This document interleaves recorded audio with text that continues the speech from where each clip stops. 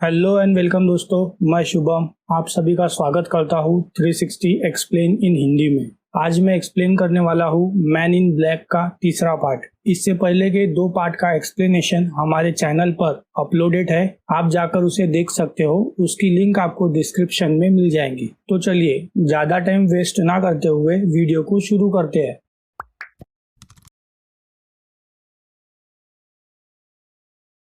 तो मूवी शुरू होती है और हम एक लड़की को देखते हैं जो कि बोरिस नाम के बंदे से जेल में मिलने के लिए आई थी। लड़की के पास एक केक था। सिक्योरिटी गार्ड चेकिंग के दौरान लड़की को बताते हैं कि 40 साल में पहली बार कोई बोरिस जानवर से मिलने के लिए आया है। दरअसल दोस्तों, उसका नाम बोरिस था, लेकिन उसके कारनामों की वजह से सब लोग उसे बोरिस द जानवर बुलाते हैं। खैर, बैक टू स्टोरी। लड़की एक सिक्योरिटी गार्ड के साथ बोरिस के सेल में जाती है। बोरिस उस सिक्योरिटी गार्ड को केक काटने के लिए बोलता है। गार्ड केक काटने ही वाला था कि उसमें से एक छोटा सा एलियन क्रीचर निकलता है और वो गार्ड पर हमला करके उसे मार देता है। और फिर बाद में वो क्रीचर बोरिस जानवर को भी छुड़ाता है और फिर बोरिस के हाथ में चला जाता है। बोरिस उस क्रीचर की मदद से सारे गार्ड्स को मारते हुए बाहर आता है और एक हथियार खाने में जाता है, जहाँ से वो एक गन लेता है। एक जगह पर आकर बोरिस को काफी सारे गार्ड्स घेर लेते हैं। तभी बोरिस गन से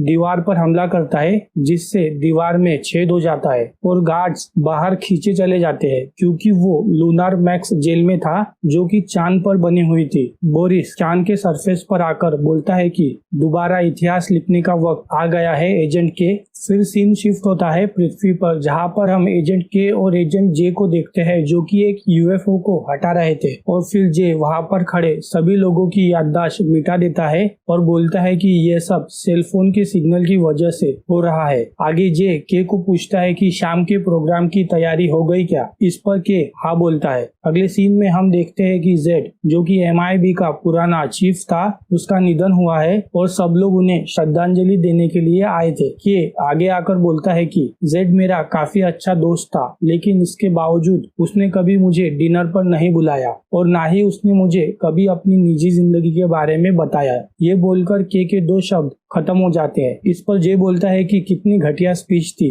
और फिर वो आगे आती है जो कि MIB की नई चीफ थी। हालांकि वो इंसान थी, लेकिन फिर भी एलियन के लैंग्वेज में बोलती है और फिर फंक्शन खत्म हो जाता है। फंक्शन खत्म होने के बाद जे कार में के को बोलता है कि वादा करो मुझसे, अगर मैं तुमसे पहले मरा तो तुम इससे अच्छी स्पीच और इससे लंबी स्पीच मेरे लिए लिखोगे। इस पर के हाँ बोलता है। तभी एजेंट ओ का मैसेज आता है। उन्हें रिपोर्ट मिली है कि काफी सारे इंसानों के पेट में एलियन कीड़े पाए गए हैं। फिर सीन शिफ्ट होता है और हम जानवर बोरिस को देखते हैं जो कि जेफरी के पास आता है वो डिवाइस लेने के लिए, जिससे वो टाइम में पीछे जाकर जे को मार सके। दूसरी तरफ एजेंट जे और के दोनों भी एक रेस्टोरेंट में आते हैं। वहाँ पर के को कांटेदार कीड़ा दिखता है। वो मिस्टर वू से पूछता है कि ये कीड़ा किसके लिए था, लेकिन मिस्टर वू को पता नहीं था। तो फिर जे और के वहाँ पर सूप पीने के लिए रुक जाते हैं। तभी के को एजेंट ओ का कॉल आता है। इससे पहले कि ओ कुछ बोले, के बोलता है कि वो स्पेसशिप जानवर बोरिस ने लूनार प्रिजन से चुराया था।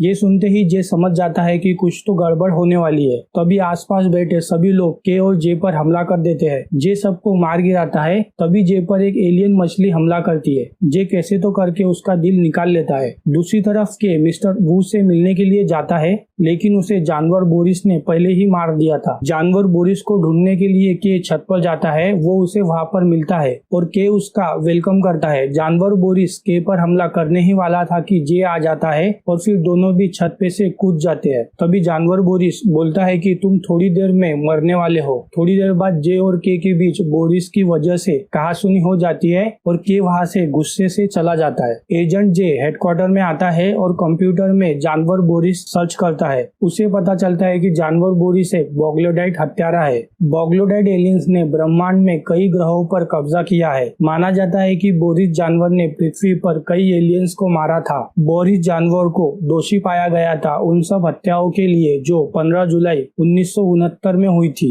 एजेंट के ने बोरिस जानवर को 16 जुलाई 1969 में केप कैनावरल से पकड़ा था और के ने ही आर्कनेट सुरक्षा जाल बनाया था पृथ्वी के लिए, जिसकी वजह से बॉग्लोडाइट के हमले से पृथ्वी बच गई और उनकी प्रजाति लुप्त हो गई। लेकिन जैसे ही जे केप कैनावरल के बारे में सर्च करता है, उसका एक्सेस रिजेक्ट हो जाता है। दरअसल ओ ने उसका एक्सेस बंद किया था। आगे जे ओ को कैप कैनावरल के बारे में पूछता है, बट ओ सीधा सीधा जवाब नहीं देती। वो जे को नींद की गोली खाकर सोने का बोलती है। अगले सीन में के जे को कॉल करता है और पश्चाताप के बारे में बताता है, लेकिन जे को कुछ समझ नहीं आ रहा था, इसीलिए वो कॉल कट कर देता है। तभी हम देखते हैं कि के अपने घर में गन लेकर बैठा था, मानो उस पर कोई हमला करने वाला हो। तभी अचानक से वो गायब हो जाता है और उसका घर भी चेंज होने लगता है। दूसरी तरफ जे को भी एक झटका सा महसूस होता है। अगले दिन जब जे के घर पर जाता है, वो देखता है कि वहाँ पर के नहीं था, कोई और फैमिली रह रही थी। जे वहाँ के एक बच्चे का चॉकलेट मिल्क शेक पी जाता है और फिर हेडक्वार्टर्स में आता है। जे हैरान था क्योंकि हेडक्वार्टर में भी कोई के को नहीं जानता था। जे फिर एक बंदे को चॉकलेट मिल्क शेक लाने के लिए बोलता है और जे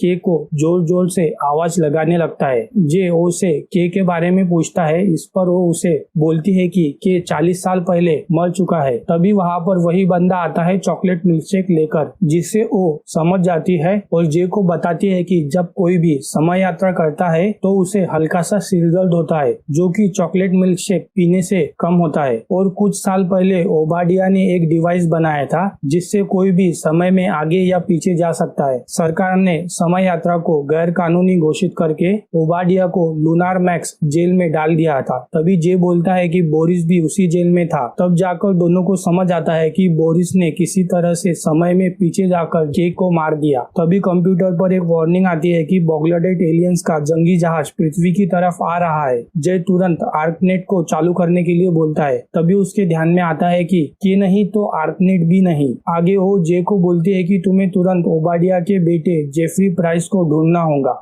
जे सीधा जेफरी प्राइस के शॉप में जाता है। जेफरी से उसे पता चलता है कि जानवर बोरिस 16 जुलाई 1969 में गया था और अब जे 15 जुलाई 1969 में जाना चाहता है ताकि वो जवान बोरिस को मार सके, जिसकी वजह से बूढ़ा बोरिस भी मर जाएगा। जेफरी जे को समय की छलांग लगाने के लिए एक डिवाइस देता है और फिर वो जे को छत पर लेकर जाता है। तभी जे जेफरी को पूछता है कि सिर्फ मुझे ही क्यों के याद है, बाकी सबको क्यों नहीं। इस पर जेफरी बोलता है कि इसका मतलब जब के मारा गया था तब तुम वहाँ पर मौजूद थे। तभी हम देखते हैं कि पृथ्वी पर बॉगलाडेट एलियंस ने हमला कर दिया है और हम उनकी स्पेसशिप भी देख सकते हैं। और फिर जे छत पे से कूद जाता है और डिवाइस को चालू करता है। अगले ही पल जे 15 जुलाई 1969 में था। बाहर निकलते ही जे एक अमीर आदमी की कार लेकर कैप कैनावरल के लिए निकल जाता है, जहाँ बोरिस ने रोमन बंजारे को मारा था। रास्ते में उसे पुलिस पकड़ लेती है, लेकिन जे उनकी याददाश्त मिटाकर वहाँ से निकलता है। दूसरी तरफ हम केप कैनावरल में बोरिस को देखते हैं। वो जे के पहुंचने से पहले ही रोमन बंजारे को मारकर निकल जाता है। जे वहां पर आते ही बोरिस पर हमला करने ही वाला था कि जवान के उसे पकड़ लेता है और हेडक्वार्टर लेकर जाता है। के जे से पूछताछ करता है कि उसके पास ये सब हथियार कहाँ से आए। जे कोई आंसर नहीं देता। फिर के जे को एक बड़े जंबो न्यूरोलाइजर में डालता है याददाश्त मिटाने के लिए। तब जाकर जे के को बताता है कि मैं भी MIB का एजेंट हूँ, लेकिन फ्यूचर का। मैं यहाँ पर बोरिस जानवर को मारने के लिए आया हूँ। अगर मेरी याददाश्त मिट गई और बोरिस जानवर बच गया तो वो 40 साल बाद पृथ्वी को खत्म कर देगा। तब जाकर के को जे पर भरोसा होता है और फिर दोनों भी बाहर आते हैं। दोनों भी रोमन बंजारे के दोस्त को मिलने के लिए जाते हैं, लेकिन बोरिस ने उसे पहले ही मार दिया था। और फिर दोनों भी ग्लैमोरियन प्लेनेट के एलियन की तलाश में फैक्ट्री नाम की जगह पर जाते हैं, जहाँ पर उन्हें MIB का एजेंट W मिलता है, जो कि अपनी पहचान छुपाकर वहाँ पर रह रहा था। के W को बताता है कि बोरिस ग्लैमोरियन प्लेनेट के एलियन को मारने के लिए यहाँ पर आने वाला है। इस पर W बोलता है कि शायद नहीं, वो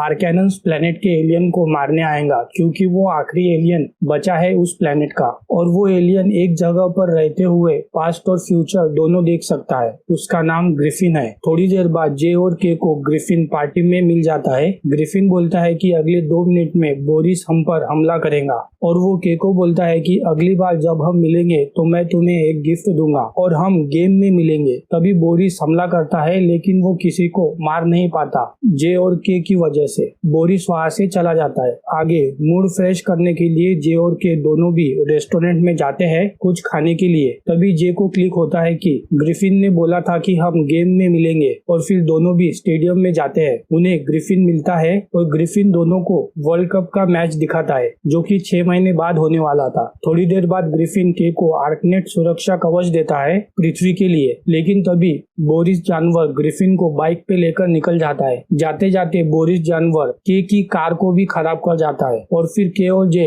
दोनों भी मॉडिफाइड एलियन बाइक लेकर बोरिस का पीछा करते हैं। दोनों भी कैसे तो करके ग्रिफिन को छुड़ा लेते हैं, लेकिन बोरिस भागने में कामयाब हो जाता है। दूसरी तरफ हम बूढ़े बोरिस को देखते हैं जो कि जवान बोरिस से मिलकर बोलता है कि हमें एजेंट के को मारना होगा, तभी हम इस ग्रह पर कब्जा कर सकते हैं। अगले सीन में हम देखते हैं कि ग्रिफिन के को आर्कनेट दे देता है और बोलता है कि तुम्हें ये किसी भी तरह अंतरिक्ष में भेजना होगा। ग्रिफिन ये बोलते हुए चांद की तरफ देखता है, जिससे के समझ जाता है कि इसे हम अपोलो 11 चंद्रयान मिशन के रॉकेट से पृथ्वी के बाहर भेज सकते हैं, जो कि फ्लोरिडा से लॉन्च होने वाला था। और फिर के वहां जाने का बोलता है, लेकिन जे उसे जाने से मना करता है। के पूछने पर जे बताता है कि फ्लोरिडा में बोरिस तुम्हें मार देगा। इस पर के जे को 2 घूंसे मारता है ये बात छुपाने के लिए। थोड़ी देर बाद दोनों भी एग्री होते हैं जाने के लिए। तीनों भी जेट पैक से फ्लोरिडा में पहुंचते हैं। उन्हें वहां के गार्ड्स पकड़ लेते हैं और अपने जनरल के पास लेकर जाते हैं। कि जनरल को सब कुछ सच बताता है, मगर जनरल को विश्वास नहीं होता, इसीलिए वो उन्हें जेल में डालने के लिए बोलता है। लेकिन तभी